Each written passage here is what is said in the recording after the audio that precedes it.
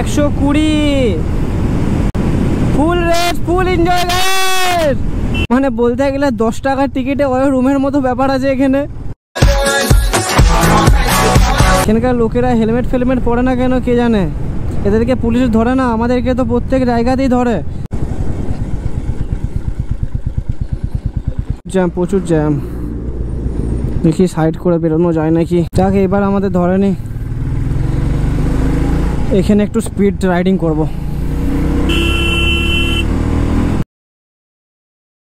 তো গাইস ঘড়িতে বাজছে 4টা 14। আমরা এখন দাঁড়িয়ে আছি বিষ্ণুপুর বাস স্ট্যান্ডে। আজ রবিবার মানে তো তোমরা জানো রাইড। তো চলো তোমাদের সাথে মোটো ব্লগিং সেটআপে দেখাচ্ছি কোথায় যাবো, যেতে যেতেই তোমাদের সাথে কথা বলবো আর কি দেখবো সেটা নিয়েও তোমাদের সাথে মোটো ব্লগিং সেটআপে আমি দেখা হচ্ছে।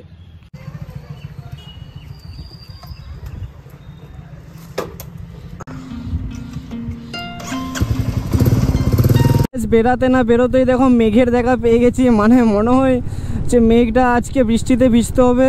আজকে আমাদের ডেস্টিনেশন বেশি দূর না, মোটামুটি 45 কিলোমিটারের মতো। আজকে আমরা যাব রোড চন্দ্রকোনার পরিমল পার্কে, যেটা আমার বাড়ি বিষ্ণুপুর থেকে 45 কিলোমিটারের মতো ডিস্টেন্স। তো আমরা রাইড করব। রাস্তায় মেঘটা প্রচণ্ড একদম কালো করে এসেছে, মনে হচ্ছে বৃষ্টিটা জোর আসবে। আমি যে সানডে হলে কেন যায় তো বৃষ্টি হয় কে জানে।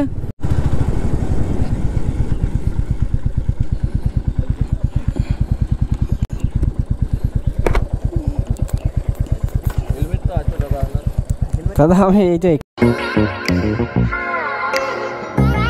হেলমেটটা পর আসছি দাদা।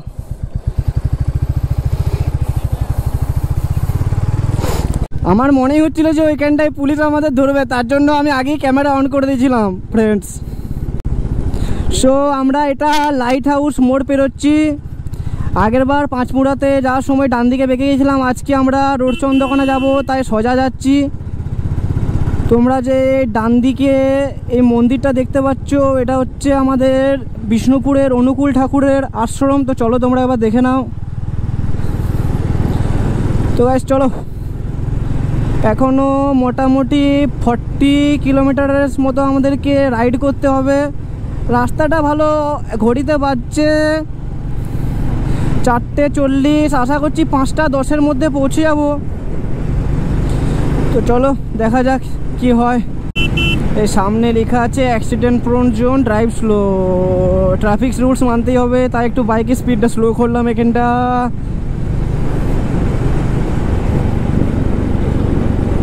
তো এই যে সামনে এই চারিদিকে একটা গ্রামের মতো দেখতে পাচ্ছ, এই জায়গাটার নাম হচ্ছে তোমার মোড়ার।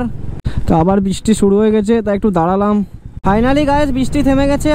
আমরা আবার ডেস্টিনেশনের দিকে আমরা এগিয়ে চলছি। আমরা বাঁকাদো পৌঁছাতেই যাচ্ছি। বাঁকাদো মানে আমাদের বাড়ি থেকে প্রায় 15 কিলোমিটারের মতো রাইড কমপ্লিট হয়ে গেছে, আর আমাদেরকে এখনও 30 কিলোমিটার রাইড বাকি আছে। বাঁদিকে লরিগুলো যে কেন এত জাম করে দাঁড়িয়ে আছে কে জানে। রাস্তাটা কেমন জানি সরু হয়ে গেছে একভাবে। এখানকার লোকেরা হেলমেট ফেলমেট পরে না কেন কে জানে, এদেরকে পুলিশ ধরে না, আমাদেরকে তো প্রত্যেক জায়গাতেই ধরে। বাঁদিকে যে মোড় দেখতে পাচ্ছ তোমার, এটা হচ্ছে বৈতল মোড়। এই মোড়টা পেরানোর পর থেকেই আমরা বাঁকাদোতে এন্ট্রি নিয়ে নিয়েছি। পিচকারি রাস্তার কাজ চলছে মনে হয় কোথাও। আবার বৃষ্টি পড়েছে। এই বৃষ্টিটা আমাদের মাথাগুলো খেয়ে দিচ্ছে পুরো জ্বালিয়ে জ্বালিয়ে, আর বাঁচতে দিবে না মনে হচ্ছে বৃষ্টিতে। হচ্ছেও না, একবার করে একটু একটু করে পড়ছে। আমার ক্যামেরা লেন্সে একটু জল পড়ে যাচ্ছে, ভিডিওতে ব্লাড আসছে।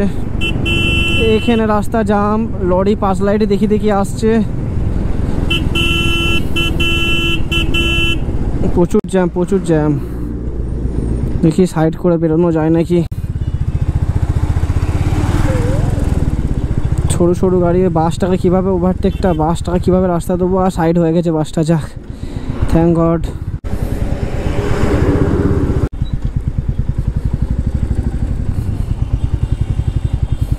দেখি বাঁদিকের ফাঁক থেকে আস্তে আস্তে যেতে পারি নাকি।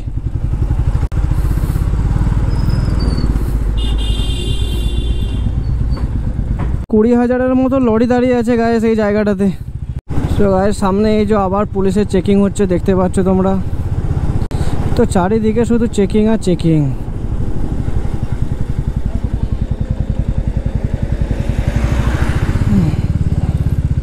একে তো রাস্তাটা সরু, আবার এত পুলিশের চেকিং। যাক এবার আমাদের ধরেনি, এখানে একটু স্পিড রাইডিং করব।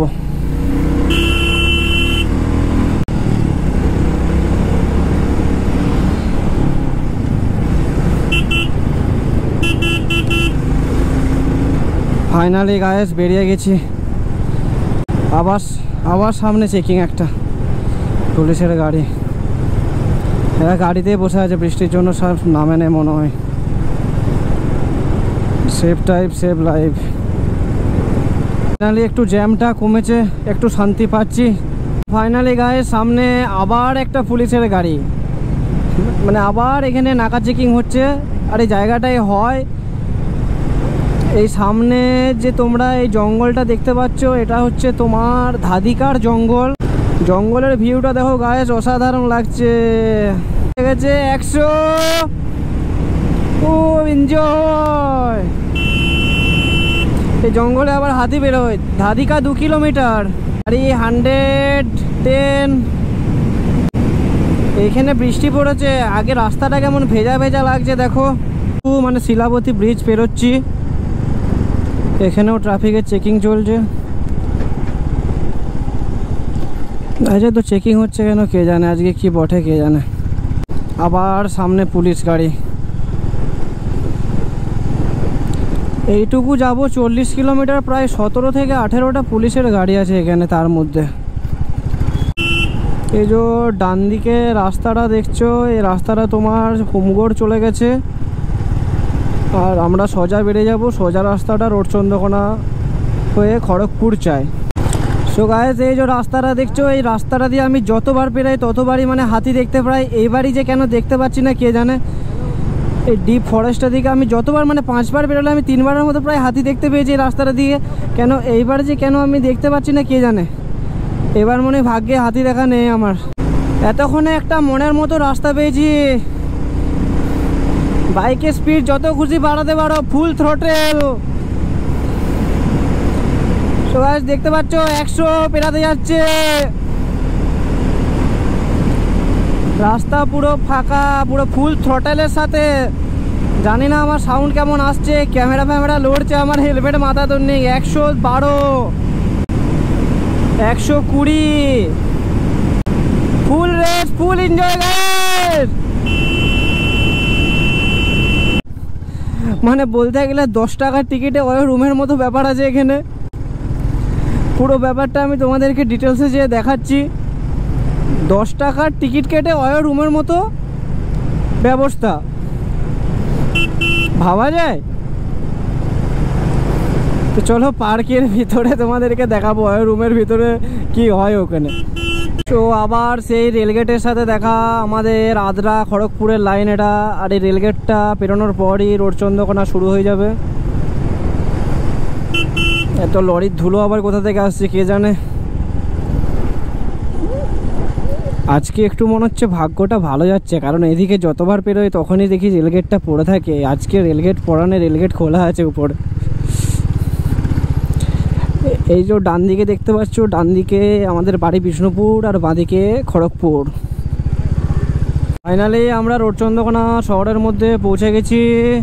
গিয়ে তার একটু এগিয়ে একটা চৌমাথা মোড় পড়বে, সোজা খড়গপুর, ডান দিকে সারেঙ্গা। আর আমরা যেদিক দিয়ে আসছি সেদিক দিয়ে তোমার বাঁকুড়া, আর বাঁদিকে গেলে ঘাটাল। আমরা ঘাটাল দিকের রাস্তাটার দিকে যাব এবারে। আর সেখান থেকে আমরা পরিমল কানন যাব, ভিজিট করব, পার্কের ভিতরের নেচারটাকে এনজয় করব, আর তোমাদেরকে সিনেমাটিক শর্টসগুলো দেখাবো। চলো। এই লরিগুলো সে একই রকমভাবে স্পিডে চলে, বাড়ায়ও না কমায়ও না, যেমন ওদের বাবার রাস্তা মনে করে। Ghatal, Sarenga, Bankura.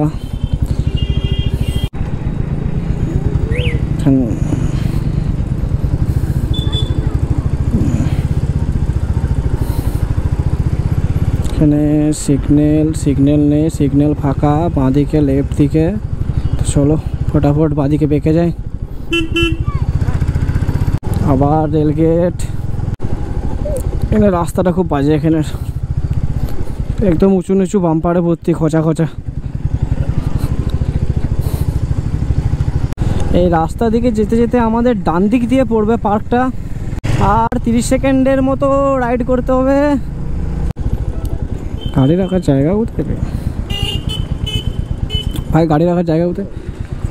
So finally guys পৌঁছে গেছি। বাইকটা পার্কিং করে দিলাম, তোমরা দেখতে পাচ্ছ এখানে। এবারে ভেতরে যাব, পার্কের ভেতরে সিনেমাটিক শটসগুলো তুলি। যাই।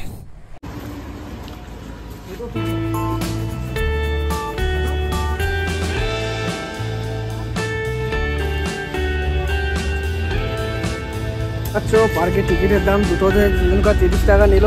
চলো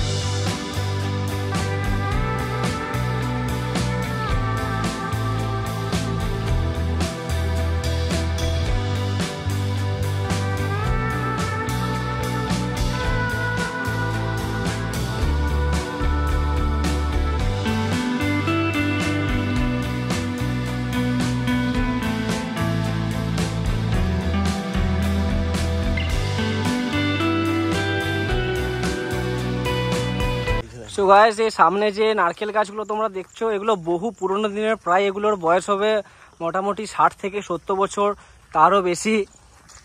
কি সুন্দর একটা ভিউ লাগছে গাছগুলো, আবার বৃষ্টি পড়েছে হালকা ভেজা ভেজা।